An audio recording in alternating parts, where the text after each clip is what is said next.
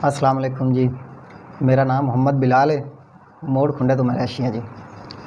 कुछ अर्सा पहले मैनू बुखार हुंदा सी, तबीयत खराब हो जाती सी ते टैसट करवाया, पता चलिया कि पीला यरकान है। वो पीला यरकान का पता लगा भाई मेरे ने बहनोई ने उन्होंने मैनू इत्थे हकीम साहब का कोई दस्या, मुहम्मद अलियास ताहिर। वो मैनू इन्हां कोल लैके आ गए तो अलहमदुलिल्लाह इन्हां दवाई दी। एक हफ्ता दवाई खाधी है तो अलहमदुलिल्लाह अल्लाह दे फजलो करम नाल मैनू बिल्कुल शिफा हुई है। मैं सेहत याब हो गया, तंदुरुस्ती मिली है जी। तो मैं अपना वही रूटीन काम करना शुरू कर दिता। अल्लाह पाक सब नू शिफा अता फरमाए। अच्छा, एक बात जो काबिल गौर है, जिस किसी की रिपोर्ट के अंदर हेपेटाइटिस सी आ जाता है तो वो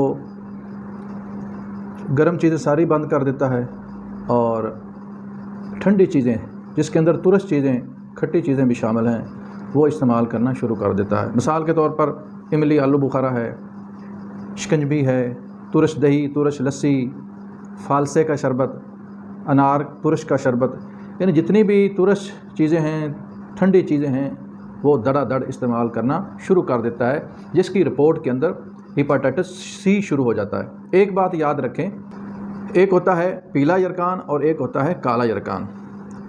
बाज़ औक़ात हेपेटाइटिस सी यानी काला यरकान, उसके अंदर हम अगर ठंडी चीज़ें या तुरश चीज़ें ज़्यादा इस्तेमाल करवाएंगे तो तबीयत ठीक होने की बजाय, सेहत बहाल होने की बजाय पहले से भी ज़्यादा ख़राब हो जाया करती है।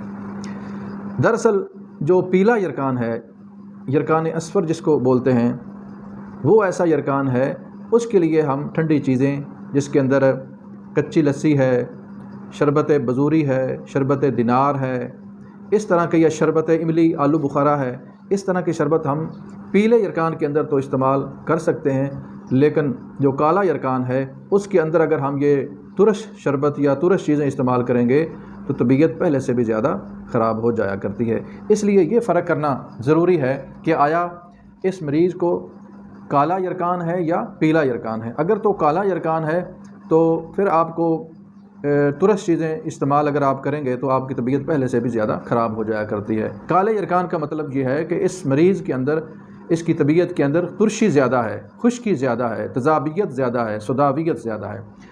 और पीले यरकान का मतलब ये है कि इस इंसान के अंदर, इस मरीज़ के अंदर सुफरा ज़्यादा है, गर्मी ज़्यादा है, जिगर के अंदर सोजश है, जिगर जो है वो तहरीक के अंदर आ चुका है, तबीयत के अंदर हिद्दत बढ़ चुकी है, तबीयत के अंदर सुफरा ज़्यादा हो चुका है।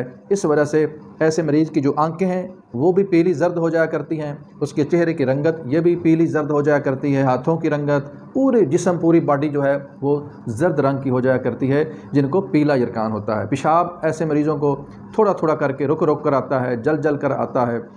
और जो काले यरकान के मरीज़ हैं, ऐसे मरीज़ों को ऐसी बिल्कुल अलामात नहीं हुआ करती, ना तो छोटा पेशाब इनको रुक रुक कर आता है, ना ही जल जल कर आता है। चेहरे की रंगत इनकी पीली नहीं हुआ करती बल्कि स्याही मैल हुआ करती हैं।